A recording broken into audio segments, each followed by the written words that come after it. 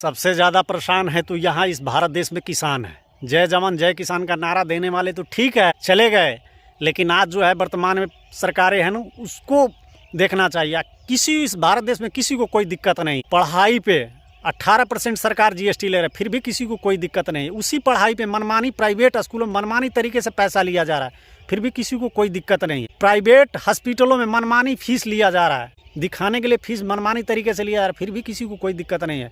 10 रुपये का दवा 50 रुपये का इस भारत देश में बिक रहा है, फिर भी किसी को कोई दिक्कत नहीं है। हम लोग सरसों 50 रुपये केजी बिकते हैं, 150 रुपये तेल उसका बिक रहा है, फिर भी किसी को कोई दिक्कत नहीं है। 20 रुपये का बोतल पानी बिक रहा है, फिर भी किसी को कोई दिक्कत नहीं है।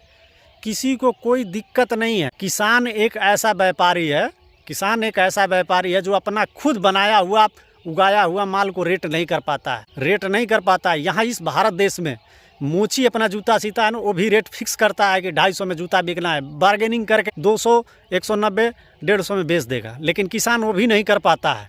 अगर किसान बोले कि 30 रुपये हमें गेहूँ बिकना है, तो संसद में बोला जाता है कि लोग खाएंगे क्या? अरे क्या खाएंगे? हम बेचते हैं 20 रुपये गेहूँ, आटा मिलता है 30 रुपये। हाँ, फिर भी किसी को कोई दिक्कत नहीं है। सबसे परेशान है किसान। आने वाले भविष्य में सच बता रहे हैं, तो जो भी हमारे वीडियो को देख रहा है, आने वाले भविष्य में कोई खेती नहीं करना चाहेगा। इतना मेहनत है कि मत पूछिए, फिर भी किसी को कोई दिक्कत नहीं है। भविष्य की चिंता नहीं है, वर्तमान की चिंता है। कैसे 10 रुपया लूटा जाए, हमारी सरकार रहनी चाहिए। ये देश ऐसे चलेगा नहीं। चलिए ठीक है, जो भी हम तो किसान हैं, जो भी देखते हैं, जो भी सत्यापित लगता है वो बात बोल देते हैं।